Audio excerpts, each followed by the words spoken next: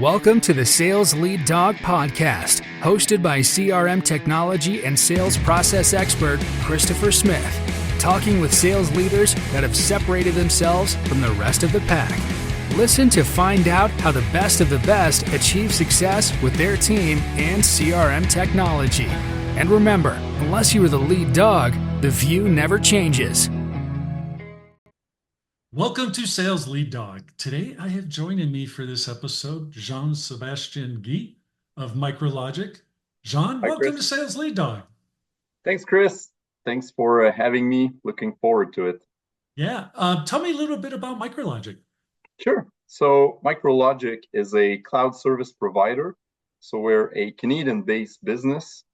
So the company has been around for like 40 years. Traditional IT, helping out businesses building out their own data center and their own infrastructure on premise. But about 10 years ago, we saw the big shift to the cloud, and we really spent those 10 years building what we call a sovereign cloud. So that's really a cloud that does not only offer the Canadian data residency, but also that's built and maintained, developed, operate by a Canadian. So it's really that notion about digital sovereignty, and that's really a concept that's huge currently in Europe, not so much in North America for a number of good or bad reasons. But the fact remains that we're the leading sovereign cloud provider here in Canada. Yeah, it's funny. You say it's not a big deal really in the US. I think it will be. And you guys are way ahead of the curve. That's what we believe. And right now you have the CEO of NVIDIA that's just invited all across the world in all those conferences. And the first thing he says is, countries and legislation all around the world, they need to build their own digital sovereignty. And of course there's a piece of that comes with countries doing business with NVIDIA, of course, but the fact remains that it is important as a society that we maintain that independence of how our data is stored and managed and analyze, and how this will all fuel the next AI wave of innovation. So really important. It is really important. We have clients that they're based in the US, but they operate internationally. And that's happening more and more and more. And so therefore, I mean, you might be in the US, but you have to comply with wherever your customers are. Yeah, the GDPR is just a good example of some sort of legislation that even U.S. company needs to comply to. So you have to know about it. You have to be aware of it, and you don't want to put yourself at risk. Correct. You need to protect your data. Exactly. Yeah. Jean, when you look back over your career, I mean, you're a chief commercial officer. You've had quite a bit of success. What are the three things that have really driven and led to your success?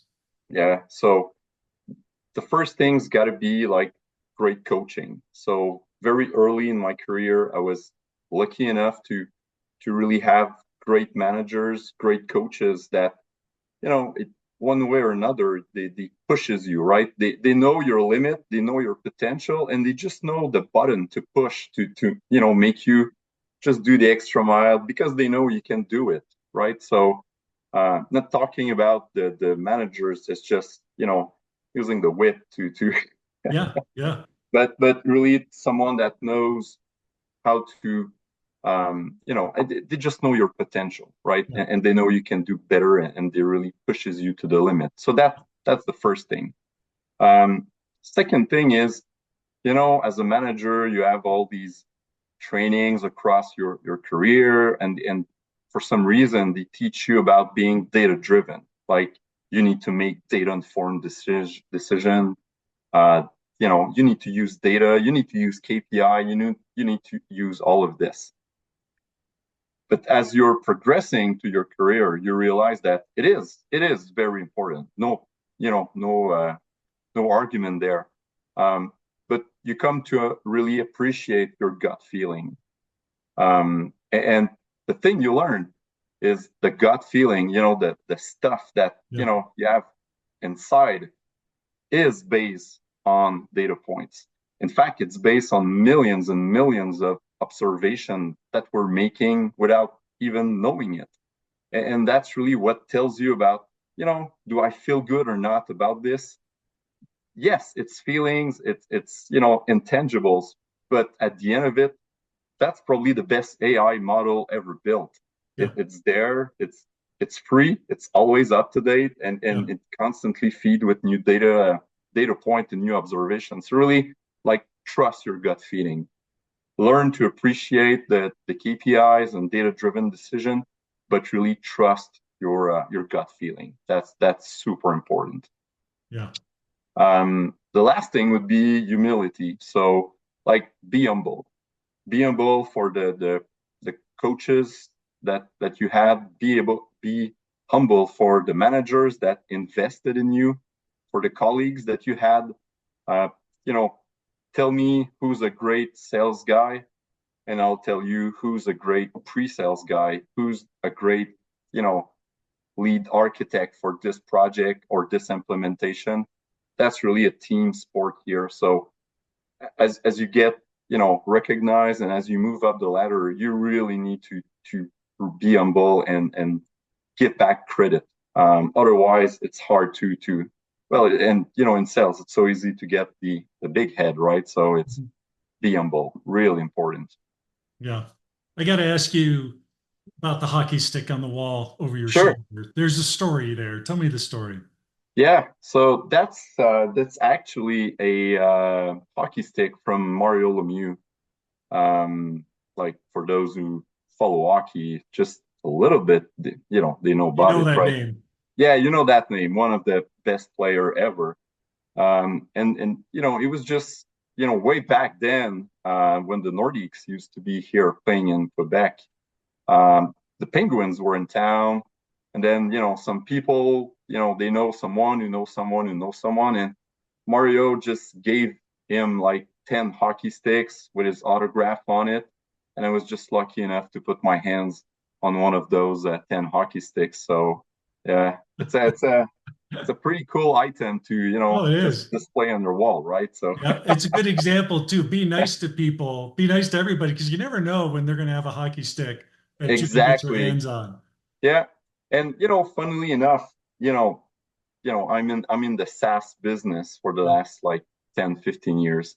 And everybody talks about that hockey stick effect, right? Is for 10 Oh yeah, years, yeah, it's flat, and then boom, it picks up. So, yeah. it's just convenient, or just funny that, I was always a big fan of hockey, but Yeah. anyway, it's And you have crazy it how facing life. the right way. It's a nice subtle indicator when you're talking and selling over Zoom to have that over your shoulder It with that is, yeah, nice it is. slant upwards. I would love to say that I did it like with that thinking in Yeah. mind, but I didn't. So Did you want a career in sales, or did you fall into it? I fall into it. It's an accident, as with a lot of people, I think, Yeah. in sales. I studied in GIS and geomatics, so I was to be a technician or a practitioner, really. And then all of a sudden, I had a super, opportunity right after school. Company called Esri. They're the leading software vendor in the world, and in that specific area. It's the second largest private software company in the world after their SAS. Yeah. So huge company. And again, they invested a lot in training and everything. And I had kind of a hybrid role between tech support, sales, inside sales, customer service. But I was just crushing my numbers quarter after quarter, year after year. And I think after 2 years, I got promoted to a sales account manager role. And from there, I never left really the Yeah. business of sales, and I just embrace it. I love it. I think it's a beautiful profession, to be honest. I know there's a lot of bad things about being in sales, but when it's correctly done, Yeah. when the choreography with your customer is just, you know, the right balance, it's just like any other profession, right? So Yeah. What was the biggest struggle you had in those early years, and how did you overcome that struggle? yeah, I think when you're starting in sales is first you have that, you know, eagerness to just, you know, do it, right? Call Yeah. customer and I think the biggest trap, and I'm sure other people here on the podcast mention it, but it's really talking. Like you're so eager to talk about your product, talk about the benefits, talk about that, you know, case study with successful customer ABCD. But really, the art of sales is, of course, you need to present yourself, introduce yourself, establish credibility. But after is ask a couple of great questions, shut up, and just do the customer, do the rest because it's about them. So it don't fall into that trap of, you know, just talking and talking and using the PowerPoints to go through all the slides, just the conversation. Yeah. It's sales, it's about, you know, people buy from people. Yeah. So Yeah. What are some of the key takeaways um, from your role in sales, starting out the way you did, that you think really kind of set you up to where they came to you and said, "Hey, we want you to consider a leadership role." it's, you know, sales, it's going back to that hockey stick story, is it's all about timing, right? Being at the right place at the right time when there's the right opportunity that it's there for you to seize. um and me jumping in sales was really that, hey, you know, the CEO grabs you and, hey, Chris, you got a minute? And Yeah. then, you know, 5 minutes later, you learn that you've been volunteered for a leadership role. And again, going back to that gut feeling Yeah. story is sometimes it's just, does that feel right or not?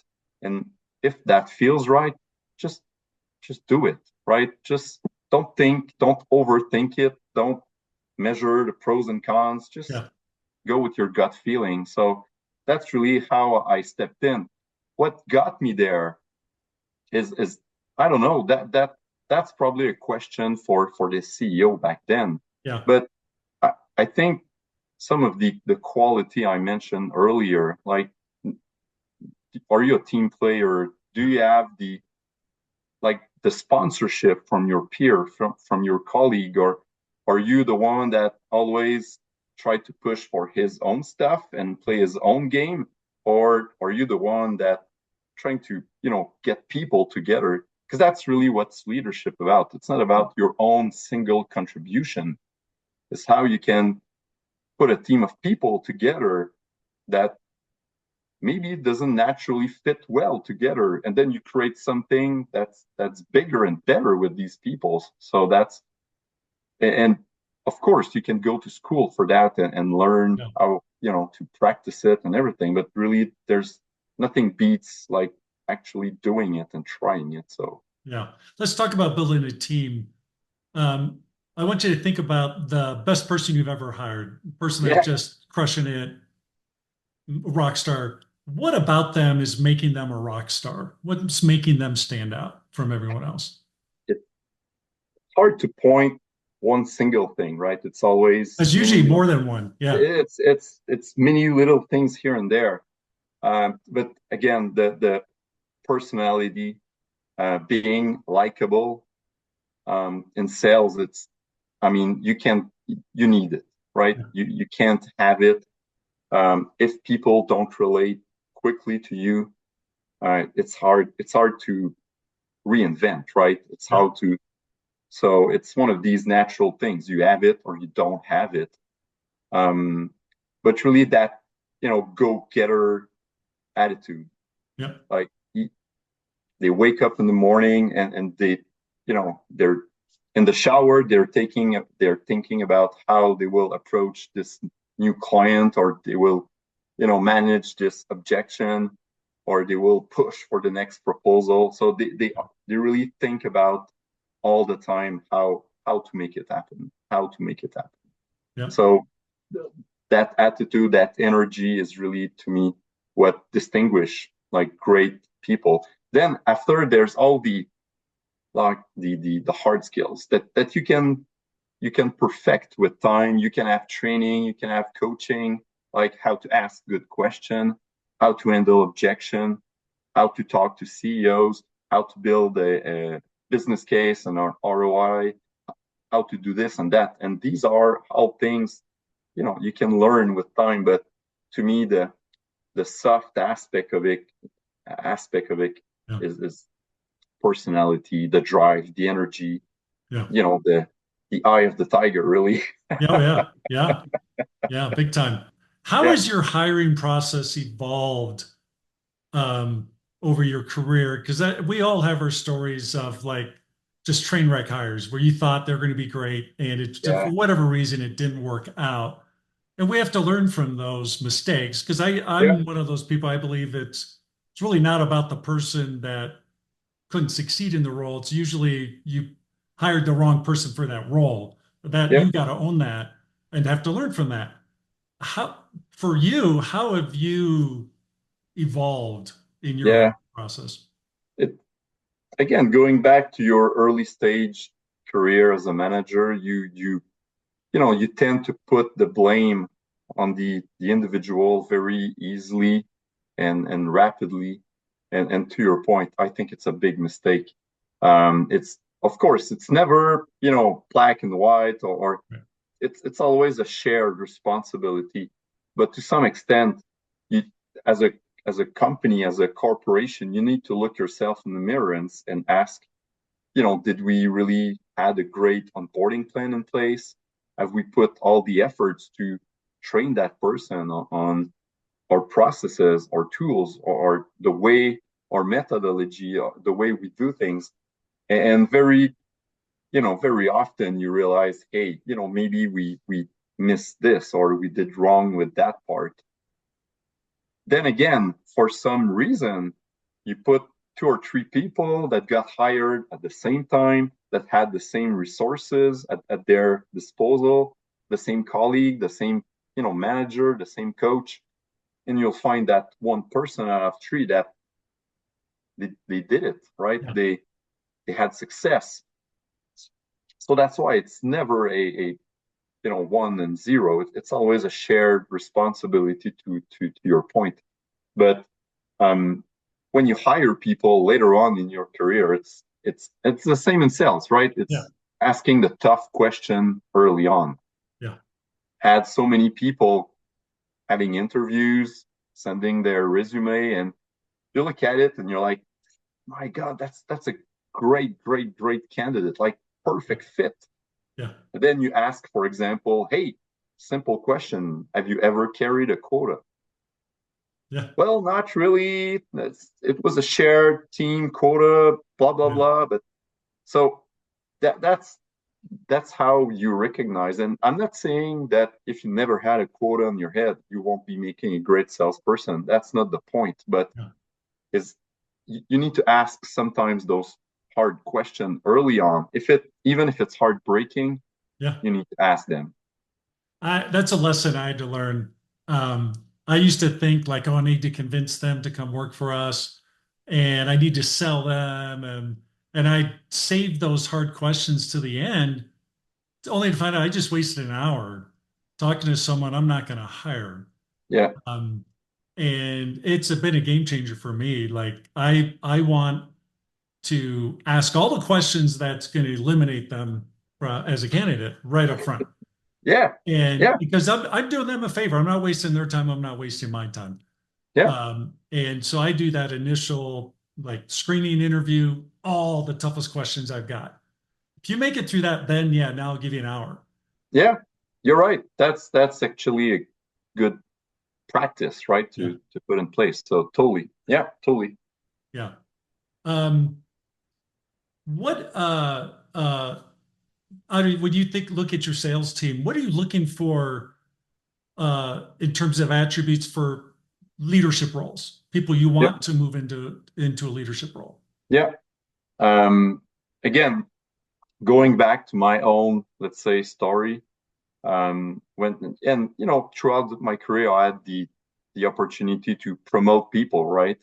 Because it was just the right thing to do. Because, and again, you know it with your gut, you know it because every year this is the kind of employee that gets, um, we had this thing like the annual award, right? Like any Yeah. sports league where you have the MVP, the best scorer, the best Yeah. defenseman, the best goaler, whatever, or Yeah. the best pitcher, the best.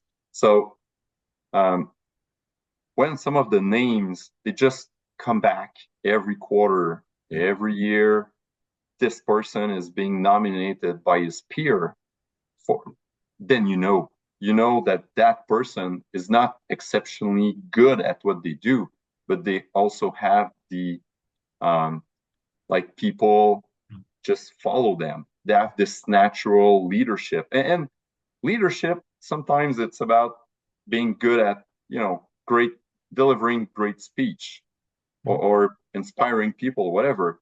Sometimes it's just you're that kind of silent leader, but that's what the team asked for.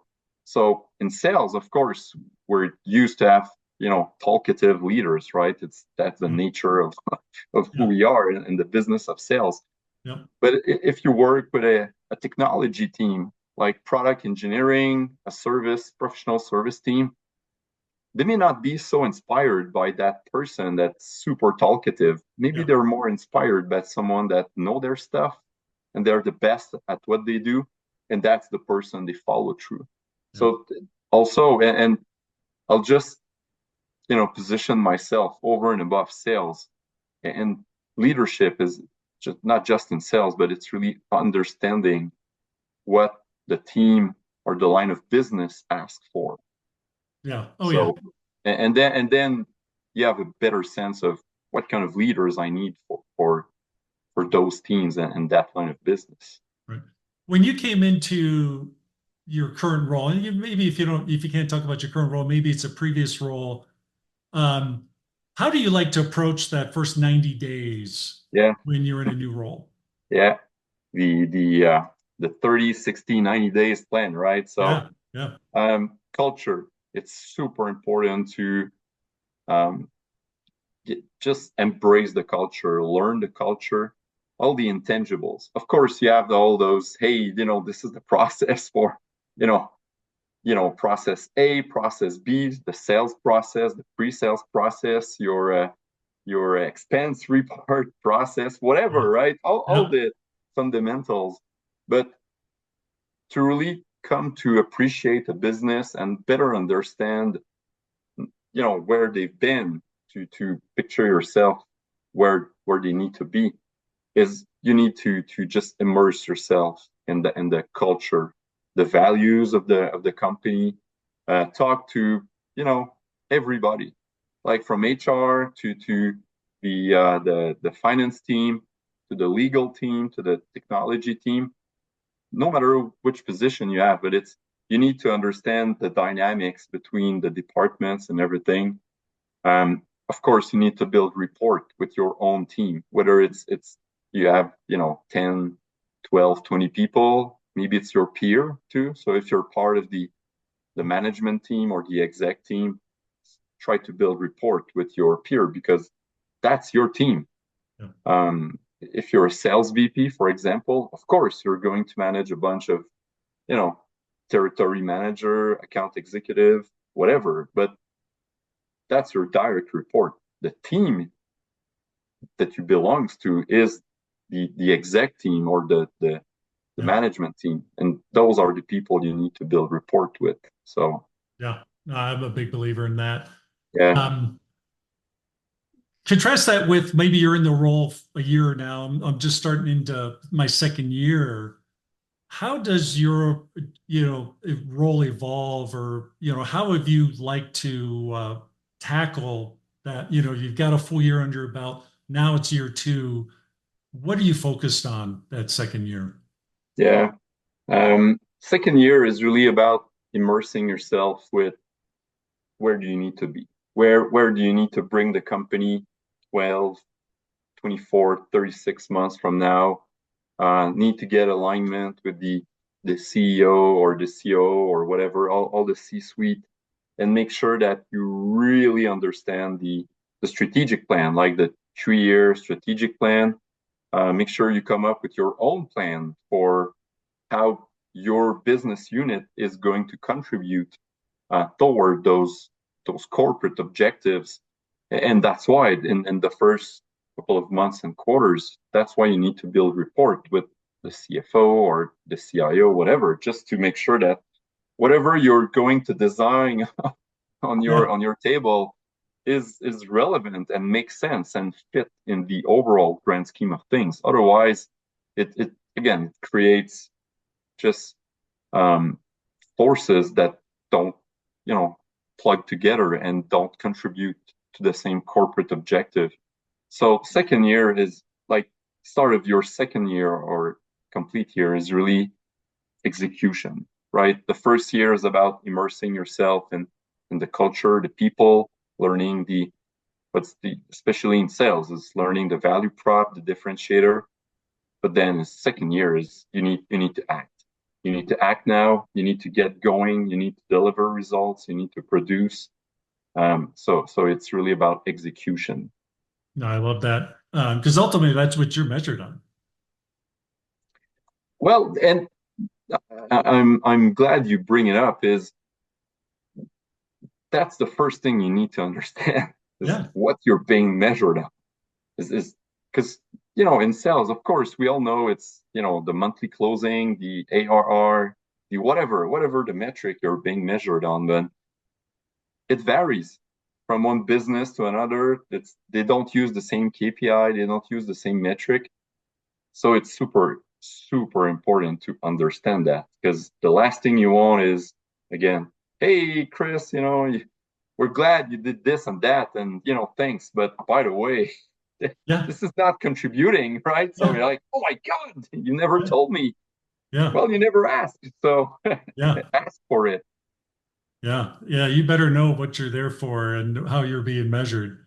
Yeah, Um, the failure is a big part of sales. It's not even failure, but it's like you can't win them all. We all lose deals. yeah, How do you leverage that as part of your culture? yeah, Um, we all love to celebrate the wins, but you also have to deal with the losses, right? yeah. You're absolutely right. And again, when you start in your career facing objection and rejection, it's tough. Especially as you're learning. Like even the best baseball player hit for 300, right? So it's in sales, if you have a closing rate of 30, 40, 50%, that that could be super great. So realize this, like learn that you won't close 100% of your deals. But then it's really about understanding what happened. And again, due to great coaching in my career, I learned that probably, I don't know, like 80, 90% of the time is you had just not a good qualification process. You got too excited about the bells and whistles, the features, the idea that you had the best solution to propose to the customer, and you forgot to ask the tough question early on in the qualification process. And then you realize that you've concentrated all your effort and energy and resources toward that single deal, only to realize that the customer never really had any intention of going with you. Yeah. And that's heartbreaking. Like the first couple of times that happens, Yeah. it's heartbreaking. But then you realize, like, what's the sphere of influence?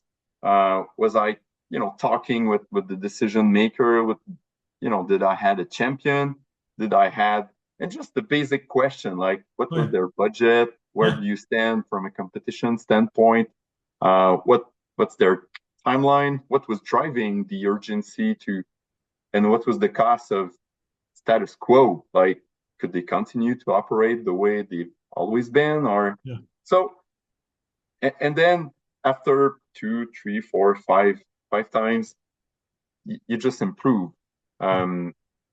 So in my first leadership role in sales, that's really the whole sales cycle that we designed and implemented was very, very big on the qualification step. Yeah. Because we needed to just invest our resources very, very smartly, if I can say, and instead of trying to boil down the ocean all at once. So we need to be super laser focused with the right opportunity. And in sales is, if we've all seen this somewhere, is you're not really to be in sales if you're not ready to walk away from a deal. So learn to say no to customer. Yeah. I know it's counterintuitive, but that's the way it is. It's truly about success. And if you're chasing deals you have no chance of getting, or God forbid you get them and you find out we're not the right vendor for them, or we don't have the rights, it's a misalignment. That's even worse, in my opinion. Yeah. Because now you've got a potential negative referral or negative perception out there from that customer, and that's the last thing you want. Yeah. And again, through the years, I found out that there's no shame of saying no to a customer. Yeah. Hey, you know what, Mr. Smith, after looking at your requirements and we're not in a position really to have that successful launch together. So we're retiring from the process. We wish you nothing but the best for but we're not the best fit. So that's it. That's it. No hard feelings. Yeah, exactly. CRM, do you love it or do you hate it? I love it. Awesome. Why? I loved it as a sales person. I loved it as a sales manager, and now as a kind of more of an executive, I still love it, and for all different reasons, right? Yeah. So as a salesperson, that's the system that kept me honest. It kept me organized. Every morning, every week, I know exactly, hey, I need to call this guy. I need to follow up on that deal, send this proposal, follow up on that objection, send a referral letter for this. I mean, everything was in there. The forecast accuracy was super good at that time. Yep. So again, I know for a lot of salespeople, they just hate it. Yeah. But I loved it, to be honest. As a sales leader, it was more of a putting in place all those KPIs, trying to understand where we failed at execution. So it's about understanding if, I don't know, you lose 50% of your pipeline between step 2 and 3.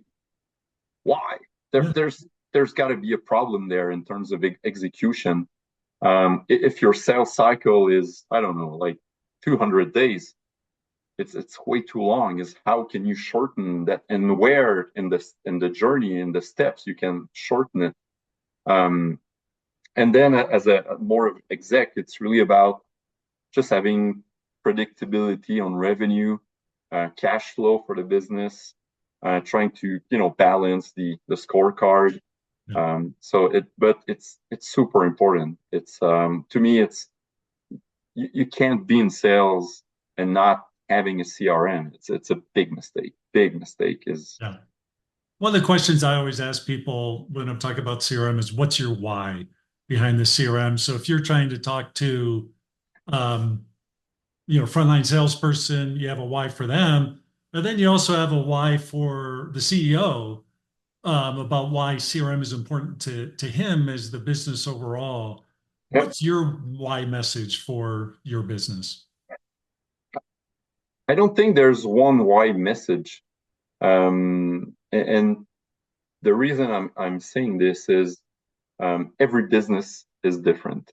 Right. And but I would revert the question or change it slightly if you permit, but is who's the CRM serving? That's the question you need to ask yourself in your business. Mm-hmm. Because to your point, if right now the CRM is serving finance, for example, I'm sure you have a really hard time having adoption from the sales team. And if your CRM is only serving the sales team and it's very, scrappy and there's not much in there, you're doing it wrong too. But so you just need to figure out your why. To your point is of course, there's always going to be the end user, which is the sales team, but you need to understand who else need to have access, pre-sales, marketing, whatever. Who's retrieving data from there to plug into other system, finance, operation. And that's when things can get complicated. But, I went through 2 CRM implementation in my career, and we nailed it both times. Like, we never had complaints from the sales team, from the surrounding team, just because we kept things simple.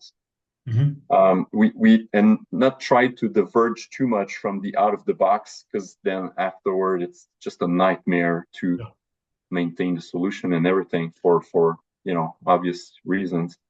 So really, it's ask yourself, like, why, who's the end user, what they need to achieve. So just like any project, right? But to me, a CRM is really, it's core to a business. You can't just avoid it. It's impossible. Yeah. What's your biggest struggle with CRM? That's what we just talked about. Yeah. Because sometimes trying to reconcile all those requirements and business needs, it's when you change something here in the left, the right pieces just crumble apart.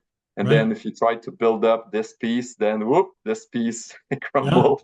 Yeah. So trying to keep the balance all the time between all those requirements, like everybody needs to just put some water in their glass of wine. Yeah. I like that. Jean, we're at our time here on Sales Lead Dog. I really appreciate you coming on.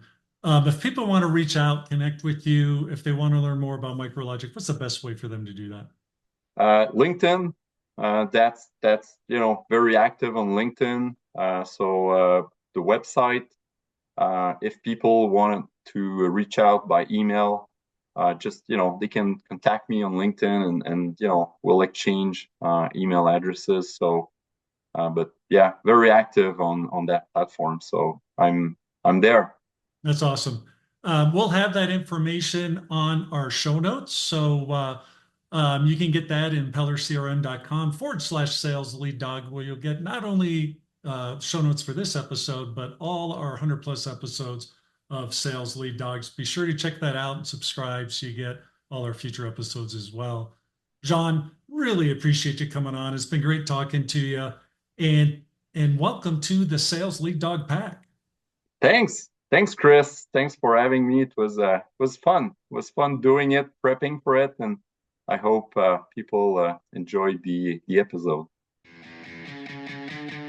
As we end this discussion on Sales Lead Dog, be sure to subscribe to catch all our episodes. On social media, follow us on LinkedIn, Facebook, and Instagram.